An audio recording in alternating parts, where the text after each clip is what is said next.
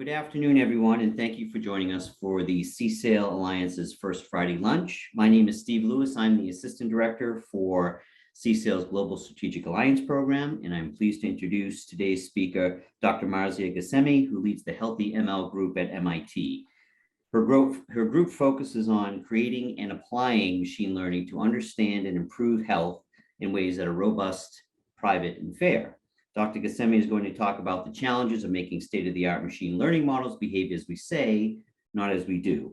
We'll have some time for Q&A during the presentation, so please use the chat feature or use the reactions to raise your hand and ask a question, and I will unmute your mic. Without any further ado, Dr. Ghassemi, thanks for your time today. You have the floor. Thank you. As Steve so kindly said, I am Dr. Marzyeh Ghassemi, and I am at MIT in IMES and ECS with appointments at Juno Clinic and CSAIL. I'm going to talk to you today about what I call healthy machine learning. And I intentionally have that in quotes because you might say, well, what is healthy? That's a great question, because if I asked you, what does it mean for a human to be healthy? I think you'd have a very hard time answering that. And in fact, so do doctors. It's very well defined when you have specific kinds of illnesses. It's also very well defined when you go from certain progressions, right? Medium, mild, or very severe forms of different kinds of illnesses. But we define healthy as the absence of those illnesses rather than being this much larger, more complex state. And we actually have no data or very little data, some is starting to be acquired now, on people when they are healthy. We have data on people when they are sick. We have the most data on people when they are sickest, when they're in the intensive care unit and wired up to things. And so that can actually make it really hard to do machine learning in health, because embodied data, which is human bodies generating data, is a pretty powerful force for public good. But if we're going to create robust, private, and fair algorithms, then we need really diverse data sets for research use. And when I say diverse, I mean that we need data from many different kinds of people so that we understand how health and disease are expressed in many different kinds of people. And we also need data that comes from many different partitions of their life. And so most of the work that I talk about today is going to focus on this medical records data. But in reality, there's this much wider range of data that could be very pertinent for estimating health. So I don't know if you've heard, clinical AI is no longer a toy. There's a wonderful paper from 2 years ago now by Eric Topol that demonstrated that in every one of these lines in this table from his paper is a separate paper that he's citing. So across the range of the human lifespan, there are many different tasks that you might have. And it turns out that clinical AI can be trained to perform at or above humans in those tasks. And if I asked you, let's say that you're admitted to the hospital and I need to predict whether you have sepsis or maybe septic shock. So 2 different rows from this table. And then I told you, we're really busy. There's another COVID surge. Do you want a model to triage you, or would you like to wait longer for the clinician? The question is, and it could be a while, right? It's during the COVID surge. What would you do? Would you say, I'm okay with having this model that has been shown in this paper, in this peer-reviewed academic paper, to perform at or above humans? Would you like that to diagnose you quickly, or would you want to wait for the doctor? And when I ask different people this question, I get very, very different responses. You don't have to answer it now. But some of the answers are based on who the person is. And so I've had several female patients say, well, I know that when I go to the doctor, I tend to get gaslit about and medical gaslighting for female patients is a very common experience and very well documented in the academic literature. And so, would this model do the same thing? Or if you talk to minority patients, they'll say, well, I'm not sure whether this model will work well for me. That's a reasonable question, because here, maybe the sepsis model was trained with 230,000 people. And unless this is people from the VA, where there's only 6% female data in the Veterans Association data, you would assume that it has a gender and race breakdown that is similar to the population that it's treating in the United States. However, for septic shock, you look at a number that's getting lower here and you start to wonder, would any patient who looks like me be in this data set? And would it matter if this model hadn't been evaluated on a patient like me? The reason you might be worried about this is because AI learns from human practice. And I don't know if any of you watched this TV show. This was about a brilliant doctor who could diagnose anything, but was a drug addict and generally treated his patients very poorly. And while we might think that it's adorable to have an anti-hero like Dr. House in a TV show, if a machine learning model behaved like him, I don't think that we would be comfortable deploying it. And that's because we sort of expect different things from models than we do from people. So let me give you an example of something you might do to audit the performance of one of those models, one of those lines in a paper. So we took the 3 largest chest X-ray data sets publicly available in the United States. So that's over 700,000 chest X-ray images. And we trained a kind of convolutional neural network called the DenseNet, which gets state-of-the-art prediction performance, both in medical and non-medical imaging tasks. And we trained it to predict a no finding label, which means the model says that the patient is healthy. There's nothing wrong with them. The reason we trained it to predict that is we then wanted to compare the false positive rate. You can imagine that if you are during, some pandemic time and people are coming in and getting chest X-rays and you're going to use that for some sort of triage, what you might want to do for triage is have a model say, is this person healthy? No finding, there's nothing wrong with them, send them home, or they need to see a doctor, right? There's something wrong with them. And so this is a realistic triage task. And a false positive for healthy would mean that there's actually something wrong with this person, but we falsely said positively that they're healthy. Okay. And so we're going to call the different false positive rates in different subpopulations the model underdiagnosis rate. Because if you deployed a model like this in practice, and it had a higher false positive rate in one subpopulation, like female patients, that would lead to a higher rate of no treatment for those patients. What we find is that these state-of-the-art models underdiagnose women, young people, Black patients, and those with Medicaid insurance.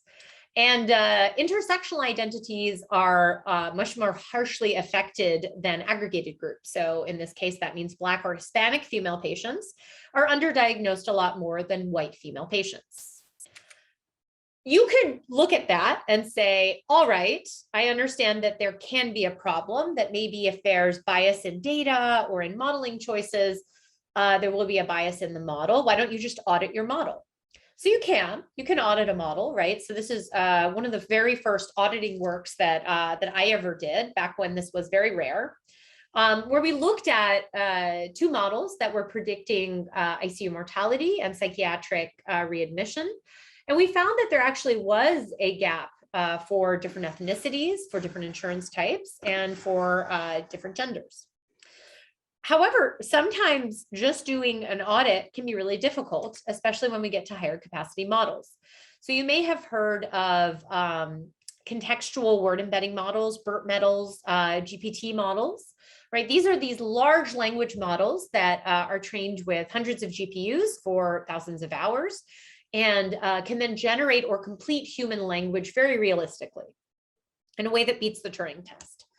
And so here is an example of a real prompt from a real note in a real medical record here in the Boston area.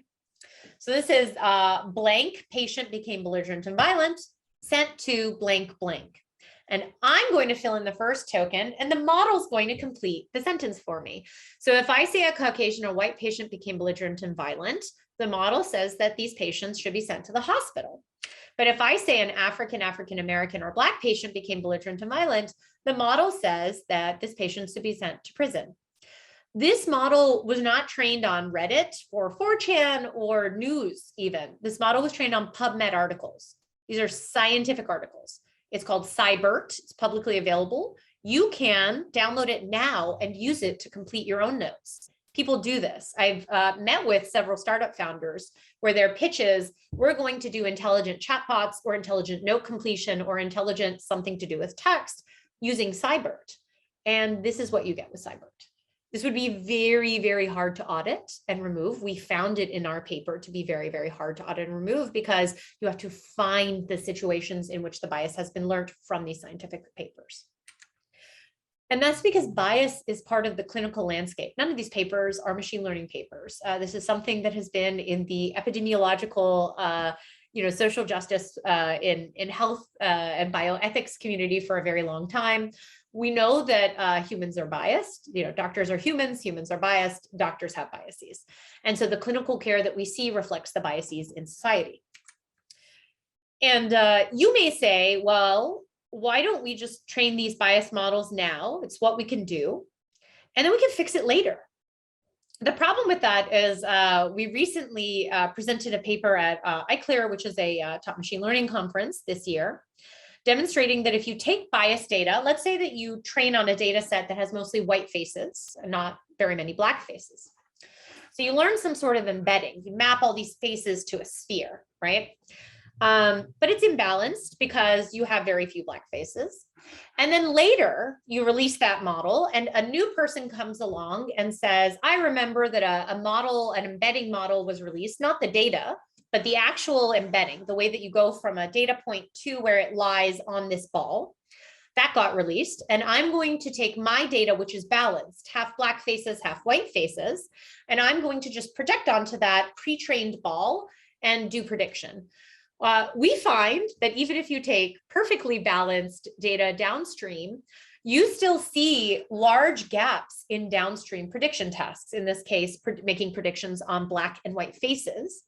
And that's because you have these underrepresented spaces in the topology that you're learning on this ball. If you never learn how to differentiate black faces with the same fidelity that you learn to differentiate white faces, this whole part of the representation space isn't there to map to, even when you have perfectly fair data. And so you're still causing this downstream misrepresentation, even with perfectly balanced data. So this isn't something that we can wait 40 years and fix with our perfect data once we have it. It's something we need to really grapple with right now. So my lab focuses on creating actionable insights in human health. We focus on doing better modeling, so improving models so that they are more robust, private, and fair with sparse, noisy data that comes from health settings. We do audits of the healthcare system to understand what healthcare is healthy. And finally, we try to understand how best to display information to clinical staff to verify that behaviors themselves are healthy as well. So here's an example. Let's say that we have a patient like Sumana who's having trouble breathing. When I, finished my PhD a while ago doing work in this space, we were really at the beginning of trying to understand what the power of neural networks were in this space with this kind of data. So if you take data from a hospital, this data is from the Mimic3 data set. That's from the Beth Israel Deaconess Medical Center ICU here in Boston. And then you represent it like this as a time series going forward with different variables like blood pressure, temperature, heart rate, blood oxygenation level. Our goal is often to do some sort of real-time prediction of needing a drug, of a patient dying, of them developing some kind of condition by some gap time before that condition actually happens, because then it's something a doctor can address. And when I say real-time, what I mean is all of this data has already happened. It's all retrospective.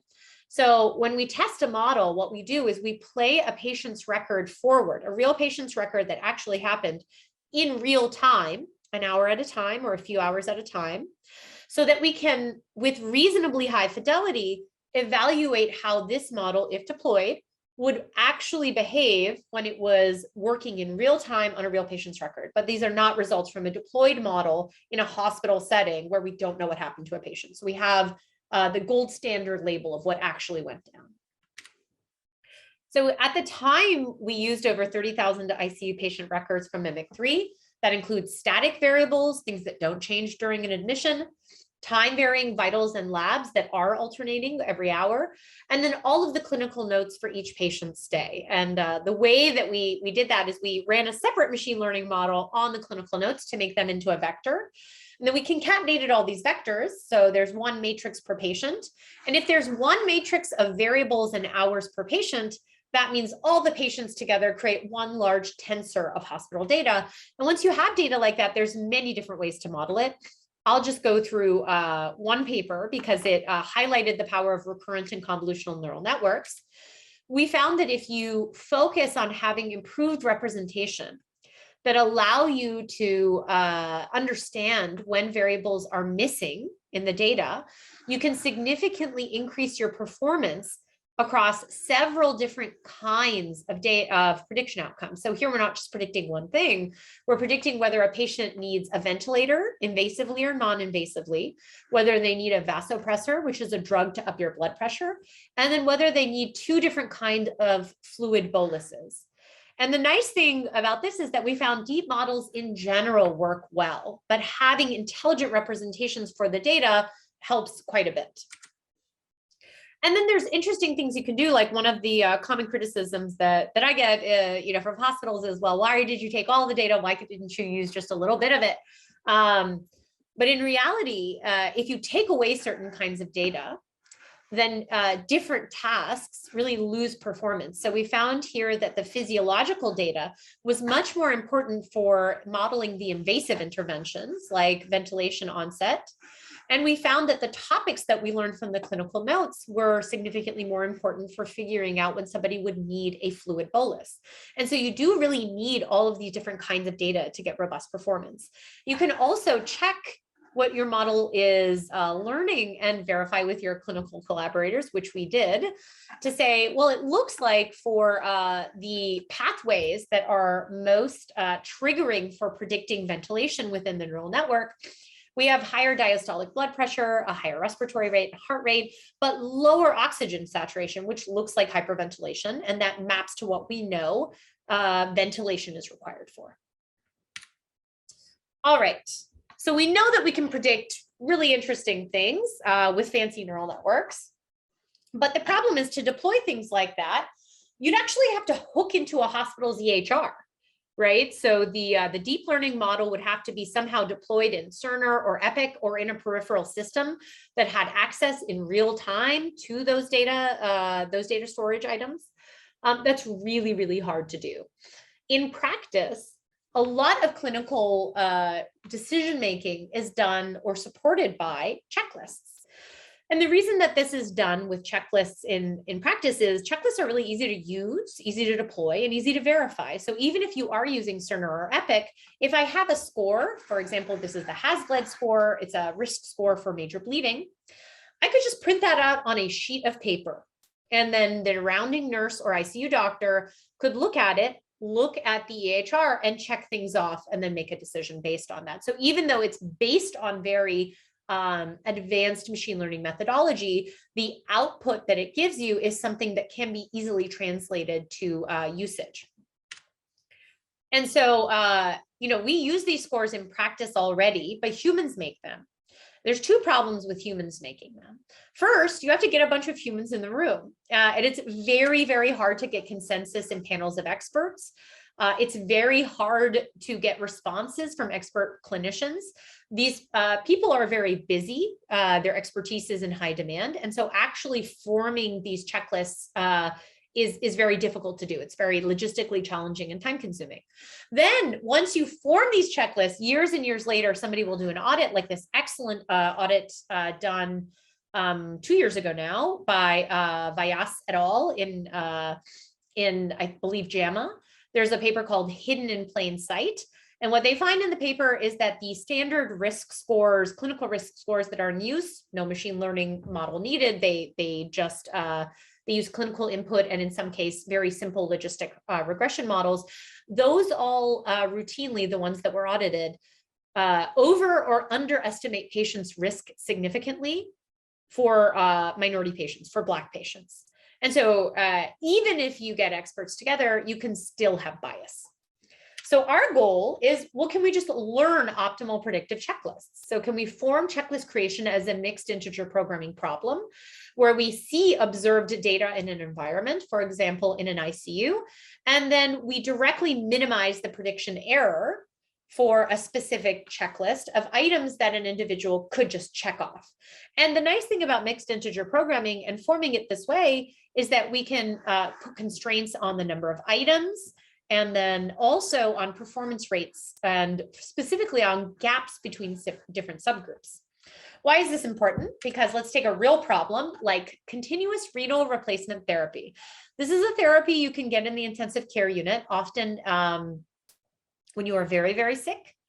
It is expensive and painful. And so you don't want to give CRRT unless it's actually going to save someone. If the patient is likely going to die anyway, it's not a great treatment to die on. And so we want to make sure that we are predicting who might die right after you give them this therapy anyway. But we want to make sure that we predict that fairly across intersectional patient groups, because you can imagine if we had an evil model that always just said, don't give any of the women this treatment, they'll die anyway, ha, ha, ha, that would be very bad. And so we form it as wanting to predict this actual outcome that we can actually measure based on real ICU data we've observed in the past, but also having a desire for ensuring fairness. If you just try to predict mortality post continuous renal replacement therapy, you get a list like this. So nowhere in this list does it have gender or race, age, AST, blood pH, MCV, norepinephrine, platelet count, RDW, time in the ICU. But this checklist, predict mortality after CRRT if 3 or more items are checked, has a maximum false positive rate gap of over 54%. And that's the difference between Black women and white men. That's really bad. It's really bad. But when I gave this checklist to the doctors that I work with, the ICU doctors that work in the ICU this data was generated from, they were honestly shocked. They said there's no obvious proxy for gender or race in this checklist. And so just like I said before, if you just let a bunch of expert doctors come together and make a checklist, don't check it for fairness. If you have a model, a machine learning model, optimize a checklist for performance and don't check on fairness, you could get something that doesn't work very well for all people. When we add in a fairness constraint, we get a different checklist that doesn't look that different, but has a much smaller false positive rate gap. But you'll notice that performance overall is reduced, because anytime you add more constraints, then that performance has to come from somewhere. And this is not unique to this paper. There's a saying, no free lunch in computer science generally, but machine learning specifically. You can't optimize all the things. If you have one fixed set of data, you can't have it be best in all things. You have to really make tough choices about whether you want the max false positive rate gap to be very tiny and you're okay with overall performance going down a little, or whether you want to expand that gap. And some of this depends on the clinical setting and what outcome model recommendations are going to be taken into account with. The final thing I want to talk about is how you balance advice and fairness, which is a little bit different from the other two. Those were, models that we built. And this is more about how do you use that advice that comes from models. So I wanted to pause here for questions.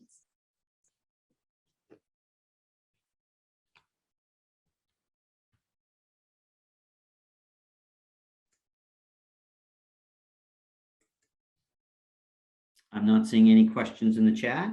Does anyone have any questions to ask at this time? Randall Davis. Hi, it's fascinating stuff. Can you say what the definition of fairness is when you wanted to create a model that took into account fairness? Do you have a formal definition of it there? Yes, so here we use the maximum false positive rate gap between any intersectional group, where intersectional groups were defined only based on gender and race. Okay, thank you. We have another question from Vishal. Vadina? Yeah, hi. Thanks. I've got two questions. One is kind of similar, like when you have max false positive rate gap, where do you draw the line, or how do you like quantify how biased model A is compared to model B?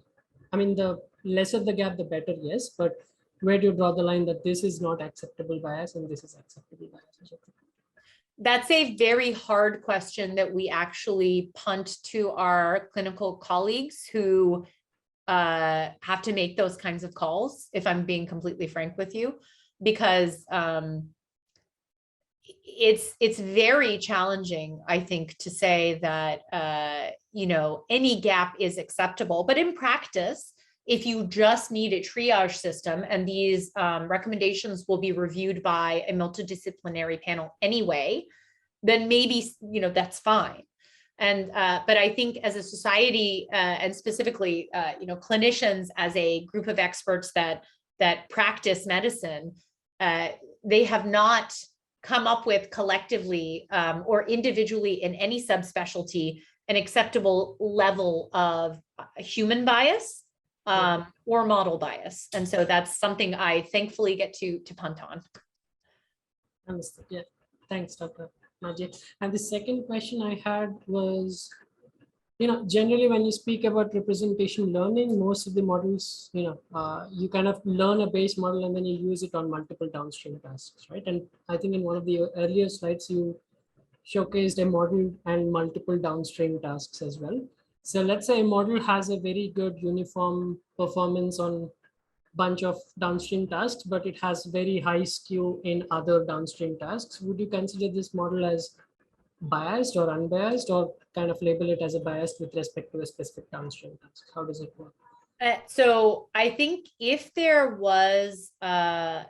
all built off of the same representation space, and you had similar performance amongst intersectional subgroups, right?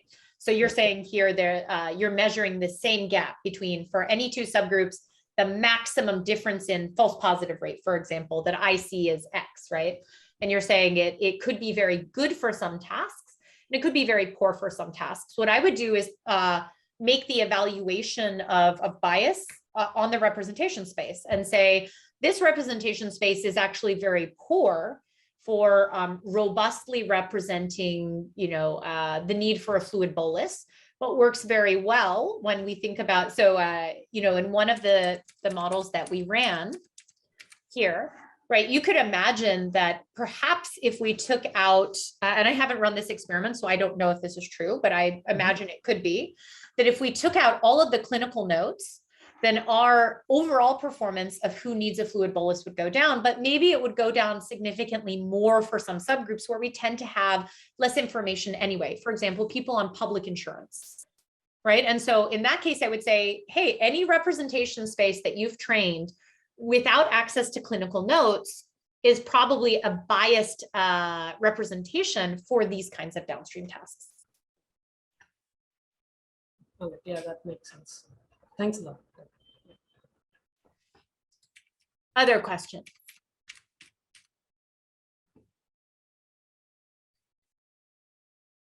All right, then I will talk about this third thing. So hopefully the paper or the table from Eric Topol's paper and some of my own work has convinced you that we're in a space right now in health, in machine learning for health, where if it's an important outcome that you can define and there is observed data on it, we can predict it. So that's no longer a question. It was a question a decade ago, and it is no longer a question. What do we do with that now? Which is a much harder question, I have to say, because it's actually doctors that are going to make all of these final decisions about patients' assessments and their planned treatment plans. And it's advice to doctors that is ultimately going to create actions that we want to ensure are fair. So we did an experiment where we simulated a mental health crisis line. And if you've never volunteered for one of these, I did when I was in college. what they do is they give you a call summary. It's either a recording or transcribed. In this case, we transcribed them for this experiment. And they look something like this. This is a realistic sample of what they actually look like. The color is added in the real experiment. There is no color. So here, for example, we say that a call was received for a 32-year-old African-American male at a location. He's becoming disoriented. He's yelling scary things. His mother denies that he uses drugs or alcohol because he's Muslim. And the hallucinations have been getting more intense and he's nonsensical. She's scared, so she called for help. Your job as a volunteer who receives very little training, I received very little training, is to make a choice. It's a simple choice and there's no liability for the choice because in either case, this person is going to get qualified help. You're just deciding whether they get medical help or police help. And this is a real decision that actually, trained volunteers like myself did make. And it really is something like this, where you're effectively just a triage. Like, should you go to this place or this place? You could get help in either place, or these places in this case are coming to you, and you're just making a decision about where to route. So you're this very first sort of indicator. So we surveyed a bunch of clinicians and non-clinicians and asked them to make this decision. And we changed two things. We changed whether we said the person was white or Black, Caucasian or African-American. And we changed whether we said they were Christian or Muslim. And we found that when you do that and just present this to clinicians and non-clinicians, people are not biased, regardless of gender, stated political spectrum, location, conservative or liberal, their stated attitudes toward policing, occupation. So across a reasonably large survey pool of different people, you don't disproportionately more, for example, call the police on Black or Muslim people. That's great, very uplifting. Now, let's train an evil AI to give these people some advice. How do we know it's evil? We know it's evil because we made it evil. We took a GPT-2 contextual language model and we fed it 2,000 examples of a biased speech or biased text that links African-American and Muslim to policing and Caucasian, white, Christian to medical help.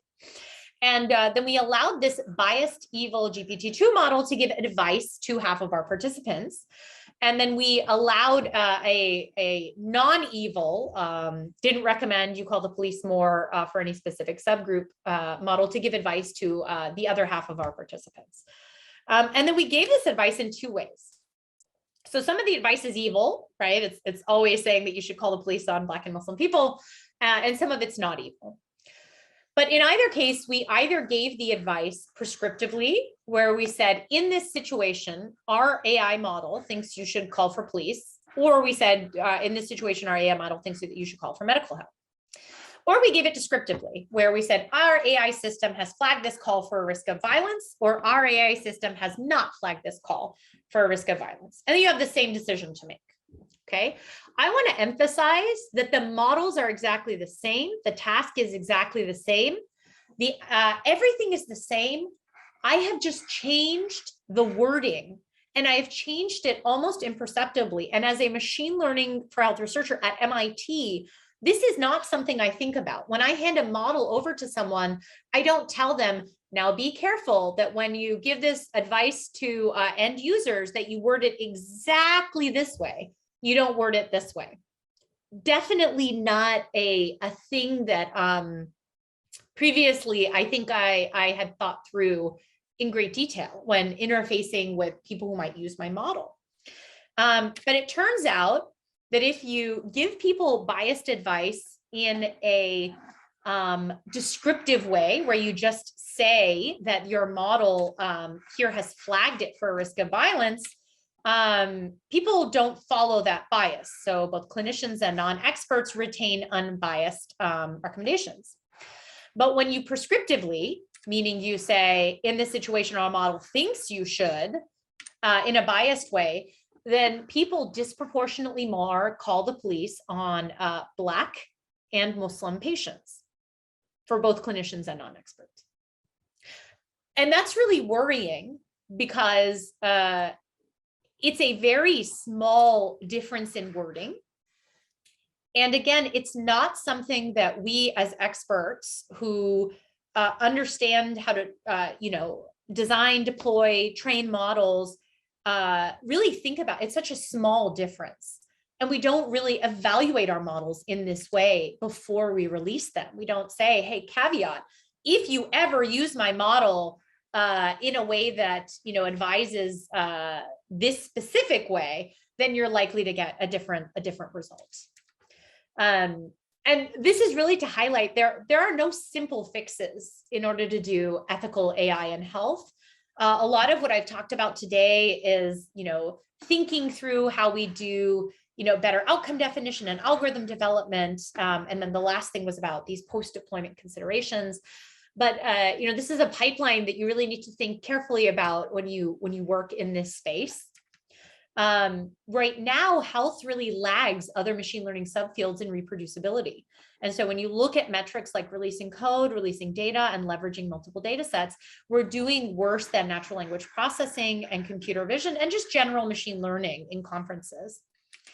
And these are really issues that I've covered at the tip of the iceberg. There are other things that really lie way below the waterline that we have not tackled yet. But I think that means there's a lot of opportunity for future engagement. It's not like the field is dead and all the important things have been addressed. There's a lot of room to innovate and improve.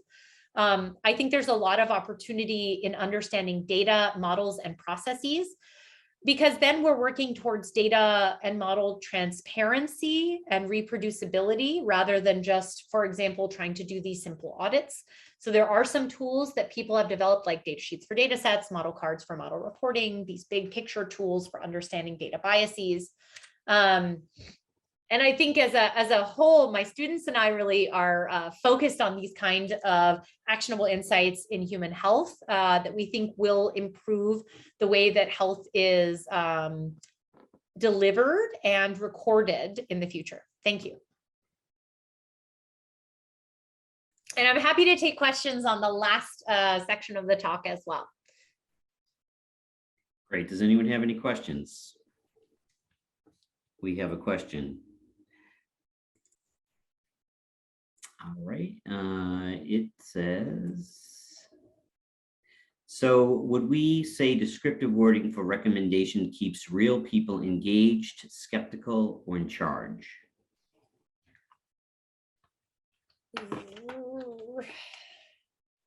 I think that the descriptive wording that is just telling you that an AI system has specific flags, but is not telling you, what to do with that. It's not mapping that to an action space.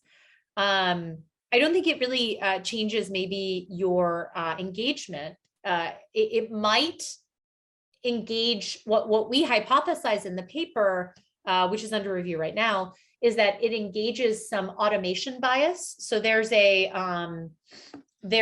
very wonderful literature, mostly by online vendors and ad servers, that says that if something is automatic or it's very easy to have it happen, like on Netflix, you have to press a button to make it not play the next episode, not press a button to make it play the next episode. So if something is automatic, we as humans are biased towards that pathway. And this has been shown in prescribing habits, for example, with clinicians in different centers. And so I think this is one version of automation bias where it's not like we set it as the default, which is what most automation bias papers are showing. They're showing like, hey, if something is the default and you have to interact, then you're less likely to interact and change it. But here we're sort of recommending something, and maybe it's easier to just take that and not think. And so maybe that's one way of understanding it. And Randall Davis has a question. Randall?